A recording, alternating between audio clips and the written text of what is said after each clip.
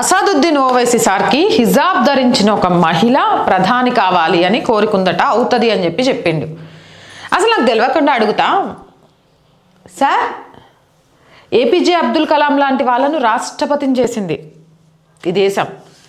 అసలు మీ కోరికలు, మీ మాటలు దేశంలో దేన్ని రెచ్చగొట్టడానికి? అంటే చెప్పేవి శ్రీరంగ నీతులు, లేకపోతే మాటలు కోటలు దాటుతాయి, చేతలు గడపలు దాటవని సామెతలు విన్నారా తెలంగాణలో? అంటే నాకు హిందీలో చెప్పడం రాదు, తెలుగులో అయితే బాగొచ్చు. మనం చెప్పే మాటలు చాలా గొప్పగా ఉంటాయి, కానీ మనం చేసే చేతలు మాత్రం మన గడప లోపలే ఉండిపోతాయి, గడప దాటి అవి చేయడం చేత కాదు. ప్రధానమంత్రిగా హిజాబ్ ధరించిన ఒక వ్యక్తిని చూడాలని మీరు కోరుకుంటారు సరే, కానీ మీ ఏఐఎంఐఎం పార్టీలో హిజాబ్ ధరించిన ఒక మహిళను, ఒక కూతురుని అధ్యక్షురాలను ఎప్పుడు ఏం చేసిండ్రా? అంటే మా అయ్యబోతే నేను అంటూ వారసత్వమే తప్ప ఏ రోజైనా హిజాబ్ ధరించిన ఒక కూతురుని అధ్యక్షురాలు చేయాలి అని అనుకున్నారా? ఏ ఆడదాకా కాదు.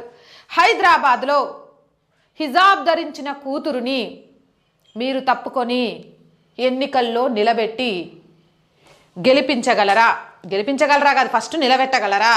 ఆ దమ్ము ధైర్యం మీకుందా? ఎందుకు అడుగుతున్నాను అంటే, ఒక పక్కన నుంచి హిజాబ్ గురించి ఇరాన్లో మహిళలు, లేకపోతే హిజాబు వద్దు అని అక్కడ అంటుంటే వాటి గురించి మాట్లాడటం చేతగాట్లే, కానీ ఈడికొచ్చి ఈడ ప్రజల మధ్య ఉన్నది సరిపోదన్నట్టు, హిజాబ్ ఒక పెద్ద సమస్య అన్నట్టు, దాన్ని ఎవరో వద్దన్నట్టు, లేకపోతే ముస్లింలను ఏదో అణిచివేస్తున్నట్టు నానా రకాల యాగి చేస్తూ ఏడ ఎన్నికలు దొరికితే అక్కడ మతతత్వ పార్టీ ఓట్ల కోసం, మతతత్వ ఓట్ల కోసం మీ పార్టీ పడే పాకులాడ చూస్తుంటే అడగాలనిపిస్తుంది. బస్తీమే సవాల్, 7 నియోజకవర్గాల్లో నెక్స్ట్ జరగబోయే అసెంబ్లీ ఎన్నికల్లో ఏఐఎంఐఎం ఎక్కడైతే గెలిచిందో ఈ 7 నియోజకవర్గాల్లో తెలంగాణలో హిజాబ్ ధరించిన కూతుర్లనే నిలబెట్టాలా? చేస్తారా? అంటే మీకొక న్యాయం, మీ దగ్గరకు వచ్చేసరికి అలాంటివి ఏమీ అడగొద్దు, కానీ ప్రధాని సీట్లకు, రాష్ట్రపతి సీట్లకు, ఇంకో సీట్లకు అరే మాకు చూడాలని ఉంది, అది మా కళ అని చెప్తే ఫస్ట్ ఒక కళ కానీ మనం ఒకటి బయటికి చెప్తున్నామంటే మనం దాన్ని ఆచరించాలి. మీరు ఏ పార్టీకి ఆచరిస్తున్నారు? మీరు ఏ పార్టీకి? 7 నియోజకవర్గాలు కదా, ఒక్క చోటైనా మహిళకు ఛాన్స్ ఇస్తున్నారా? కాదు, ఎట్లాగో మేము ఎంపీలం మీవే, ఎమ్మెల్యేం మీవే కదా, పోనీ మా పార్టీకి సంబంధించి అధ్యక్షురాలనైనా సరే ఒక హిజాబ్ ధరించిన కూతుర్ని పెట్టాలి అనుకుంటున్నారా? దేనికోసం ఇవన్నీ? నేను ఒకసారి వినిపిస్తాను అవన్నీ కూడా.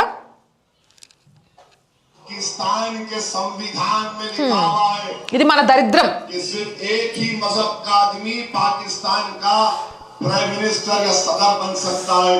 बाबा साहिब अम्बेडकर का जो संविधान है वो ये कह सकता है कि कोई भी भारत का नागरिक वजीर आजम बन सकता है, सदर जमहूरिया बन सकता है, चीफ मिनिस्टर बन सकता है, मेयर बन सकता है। और असदुद्दीन ओवैसी का ख्वाब यह है कि एक दिन आएगा इस देश में इंशाअल्लाह ताला, शायद हम और आप नहीं रहेंगे मगर देखना एक हिजाब पहनने वाली बेटी इस देश की वजीर आजम बनेगी इंशाअल्लाह। हम नहीं रहेंगे, शायद हम जमीन में जाकर हमारी हड्डियां भी घुल जाएंगी, मगर देखना एक दिन वो दिन आएगा। अरे याद रखो, ये नफरत जो तुम मुसलमानों के खिलाफ भड़का रहे हो, इंशाअल्लाह ताला ये नफरत ज्यादा नहीं चलेगी, तुम खत्म हो जाओगे नफरत फैलाने वालों। मोहब्बत जब आम होगी तो लोगों को मालूम होगा कि कैसे जहर इनके दिल। ఇది ఏఎన్ఐలో వచ్చింది. ఏఎన్ఐ నుంచి ఆయన మాట్లాడిన మాటల్ని మనం కటసి రూపంలో మీకు చూపించే ప్రయత్నం చేసినాం. నిజంగా కూడా ఇది మన దరిద్రం, మన దౌర్భాగ్యం. ఆనాటి స్వతంత్ర భారతదేశపు కాంక్షలను మనం అనుభవించకుండా మనం రాసుకున్న మన తలరాత.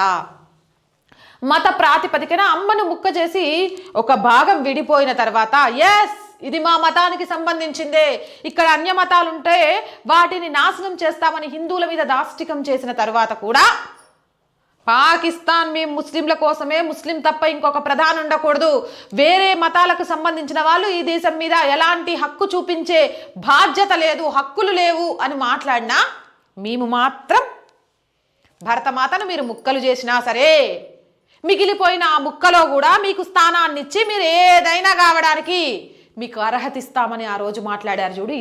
ఇది నిజంగా మన దౌర్భాగ్యమే. ఈ రోజుకు భారతదేశంలో నుంచి విడిపోయిన ప్రతి ముక్క మత ప్రాతిపదికన అక్కడ ఉన్న హిందువుల మీద, సిక్కుల మీద, జైనుల మీద ఊచకోత కోస్తున్నా కూడా ఇక్కడ ఏ స్థాయిలోనైనా సరే మైనారిటీలను బుజ్జగిస్తాము అనే విధంగా వ్యవహరిస్తున్నాం చూడు. అది నిజంగా మన దౌర్భాగ్యమే. నాకు అర్థం కాలేదు. అంటే ఆ రోజు అసలు ఎలా ఆలోచించారు? మత ప్రాతిపదికన ఒక దేశం విడిపోయి ఆ దేశంలోకి అత్యధిక మంది వెళ్ళిపోయినప్పుడు ఆ దేశంలో ఒక ముస్లింకి మాత్రమే ఆ దేశాన్ని వెళ్ళే అర్హత ఉంది అని చెప్పినప్పుడు, మరి ఈ దేశంలో మెజారిటీ గల హిందువులు ఉన్నప్పుడు, పాకిస్తాన్లో హిందువులు ఉండడానికి కూడా ఒప్పుకోకుండా భారత్కి తరిమి కొడుతున్నప్పుడు, మరి భారతదేశంలో కూడా దేశాన్ని పరిపాలించే వ్యక్తుల మీద కొన్ని ఆంక్షలు ఉండాలి అని ఎందుకు పెట్టలేదు? జై పాలస్తీనా అన్నోడు ఇక్కడ ఏమంటారు, పార్లమెంటు సభ్యుడు పాలస్తీనా బ్యాగులు వేసుకొని వచ్చి భారత్ గురించి ఏ రోజు ఆలోచించని ఒక నాయకురాలు, ఒక పార్టీ అధినేత, కాబోయే ప్రధానమంత్రి అంటూ కూడా మాట్లాడే వాళ్ళు ఈ దేశం మీద భారత్ మాతాకి జయనం, కానీ ఈ దేశం మీద వచ్చే రిజర్వేషన్ ఫలాలను అనుభవిస్తాం, ఈ దేశం మీద వచ్చే ప్రతిదీ మాకు హక్కు ఉంది, ఈ దేశంలో ఉన్న ఆస్తులన్నింటినీ మా తాతలై మా ముత్తాతలైని దొబ్బేస్తామనన్నా కూడా నోరు మూసుకొని ఊరుకుంటున్నాం. ఇడ భరతమాతకు విలువలిచ్చే వాళ్ళకంటే పాలస్తీనాకు విలువనిచ్చే వాళ్ళను నెత్తిన పెట్టుకుంటున్నాం. పరాయి దేశాలలో హిందువుల మీద ఊచకోత జరుగుతున్నప్పుడు మాట్లాడకుండా గాజా మీద సింపతీలు చూపించి ర్యాలీలు చేసే వాళ్ళకు మెచ్చుకుంటున్నాం. ఇలా ఉంటే ఇలా మతతత్వాన్ని రెచ్చగొట్టే రాజకీయ నాయకులు కాకపోతే ఇంకెవరు వస్తారు? మాట్లాడే ఏ నాయకుడైనా మీ పార్టీలలో ఇదే కూతుర్లకు ఏ సముచిత స్థానాన్ని ఇచ్చారు?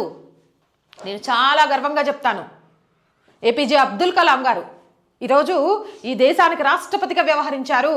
కానీ ఏఐఎంఐఎం పార్టీ నుంచి ఏ కూతురు హిజాబ్ ధరించి ఒక అధికారాన్ని చేపట్టింది? 7 హైదరాబాద్లో 7 సెగ్మెంట్లు ఉంటాయి. హైదరాబాద్ పార్లమెంటు స్థానం ఈ రోజు వరకు కనీసం నీ కూతురుందో లేదో నాకు తెలియదు అన్నావు. నీకు తెలియకుండా మాట్లాడినంటే కూతురు లేకపోతే కోడలు, ఏది లేకపోతే నేను నన్ను అంటున్నా కాబట్టి వదిన, వాళ్ళని ఎందుకు నిలబెట్టావు? హిజాబ్ పెట్టించి ఎస్ నా భార్య హిజాబ్ ధరించి బయటకు వచ్చినా పార్లమెంట్ సెగ్మెంట్ని పాలించగలదు, నేను అనుకుంటాను అని నువ్వెందుకో చేయలేకపోయినావు? మనం మాత్రం భరతమాతకు విలువివ్వం, ఆడవాళ్ళకు విలువివ్వం, వంటగదిలోనే వంట చేసి పెట్టాలి, ఇవి ఉండాలి. కానీ ఇంకొకళ్ళ దగ్గరికి వచ్చేసరికి మాత్రం తీసుకొచ్చి అక్కడ పెత్తనం పెట్టేస్తాం. ఇదంతా దేనికోసం? అక్కడున్న పాపం పిచ్చి ఆడవాళ్ళని, అబ్బా మా సదుద్దీన్ ఎంత మంచోడు, ఏదో ఒక రోజు మమ్మల్ని ప్రధానమంత్రిని చేస్తాడు, ఎమ్మెల్యేని చేస్తాడు, ఎంపీని చేస్తాడు అని ఆశపడి మీకు ఓట్లు గుద్దడం కోసం. అంతే తప్ప మనం మార్చింది ఏంటి? అసదుద్దీన్ ఓవైసీ సెగ్మెంట్ హైదరాబాద్ ఓల్డ్ సిటీలో ఆడపిల్లల మీద జరుగుతున్న అఘాయిత్యాలకు సంబంధించి చాలా చాలా పెద్ద పెద్ద ఛానల్స్ కూడా అక్కడ స్ట్రింగ్ ఆపరేషన్స్ చేశాయి. జెండాలు పెట్టి మరి అరబ్ దేశాలకు ఆడపిల్లల్ని అమ్మేస్తున్న వైనాల గురించి, అక్కడ తయారవుతున్న దేశద్రోహ చర్యల గురించి, ఆ ఆడపిల్లల కన్నీటి చుక్కల గురించి అయినా ఎప్పుడైనా ఆలోచించాడా? కానీ ఈరోజు సార్కి ఒక ఆడపిల్ల హిజాబ్ వేసుకొని ప్రధానమంత్రి కావాలనే కల వచ్చింది. ఇది తప్పు కాదు అక్క. నీకు ఒక హిజాబ్ వేసుకున్న అమ్మాయి ప్రధానమంత్రి అవుతుందంటే నీకు వచ్చిన కడుపు మంట ఏంటి? అన్నంత మాత్రాన ఏమవుతుంది అని. అరే ఆయన చెప్పేదేంది? ఆయన చెప్పవసరం లేదు, ఓటు బ్యాంకు కోసం రెచ్చగొడతాడు. ద్రౌపది ముర్ము గారు ఇలా ఒక్కరు కాదు, అన్ని వర్గాలకు మీకు ఆ సత్తా ఉంటే, ఆ తెలివి ఉంటే, ఆ తెగు ఉంటే, ప్రజలకు సేవ చేసే గుణం ఉంటే ఖచ్చితంగా అవుతారు.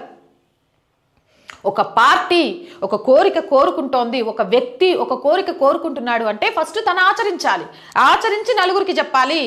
ఇది ఛాలెంజ్గా తీసుకొని అసదుద్దీన్ ఓవైసీ తన సీటుకి రాజీనామా చేసి ఎంపీ పదవిని వదులుకొని ఒక హిజాబ్ ధరించిన కూతురుని హైదరాబాద్ ఎంపీ చేస్తాడా? చేసిన తర్వాత మాట్లాడమనండి. నేను కూడా శబాష్ అన్నా, అసలు నీలా ఉండాలా. ముస్లిం మహిళలు హిజాబ్ ధరించి దేశాన్ని పాలించాలి అనే నీ ఆలోచనను నీ పార్లమెంట్ సెగ్మెంట్ నుంచే మొదలుపెట్టినావు. నువ్వు రాజీనామా చేసి ఒక ఆడపిల్లను, ఒక కూతుర్ని, ఒక ఎంపీని చేసినావు. నువ్వు శబాష్ అన్నా అని చప్పట్లు కొడతా. రేపు జరగబోయే అసెంబ్లీ ఎన్నికల్లో అరే సాల్ రాబాయ్, మన ఆడ కూతుర్లను కూడా రాజకీయంగా ఎదిగియాలి, మీరు పక్కకు జరగండి అని 7 సెగ్మెంట్లలో హిజాబ్ ధరించిన కూతుర్లను నిలబెట్టమనండి. అర్రే అసదుద్దీన్ అన్నను చూసి నేర్చుకోండి. సరే గతంలో ఆలోచన లేదు, ఆ ఆలోచన వచ్చి రాగానే ఎమ్మటే ప్రతి స్థానంలో కూడా హిజాబ్ ధరించిన ఆడపిల్లను నిలబెట్టి గెలిపించిండు. వాళ్ళను ఎమ్మెల్యేలుగా అసెంబ్లీలోకి పార్లమెంట్లోకి పంపుతున్నాడు. మాట ఆయన ఇప్పుడు ఆచరిస్తాడు కాబట్టి కోరుకుంటున్నాడు, ఇలాంటోడైతే నిజంగా అవి నెరవేరుస్తారు అనుకుంటారు. పాకిస్తాన్లో లేదు, కానీ భారత్లో మనం ఏలొచ్చు. పాకిస్తాన్ ఆ దేశ ప్రజలను అడుగు, అలా బతుకులు ఎట్లున్నాయో చెప్తాడు.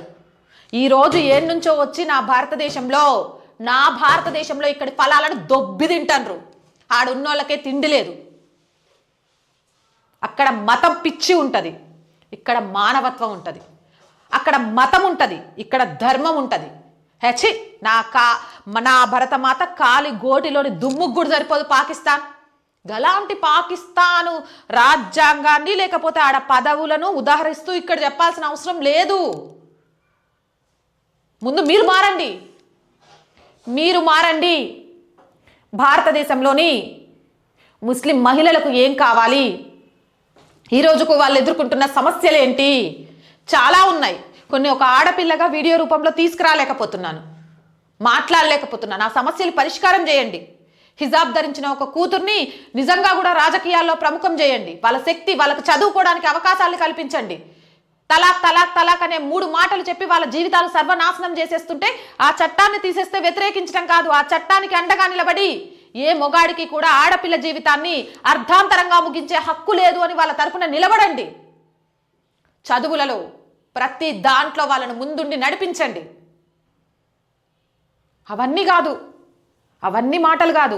ఓటు బ్యాంకు దగ్గరకు వచ్చేసరికి మాత్రం ఎట్లా మాట్లాడతామంటే అబ్బబ్బబ్బా ఇంత గొప్పోడు ఉన్నాడా అన్నట్టు మాట్లాడతాం.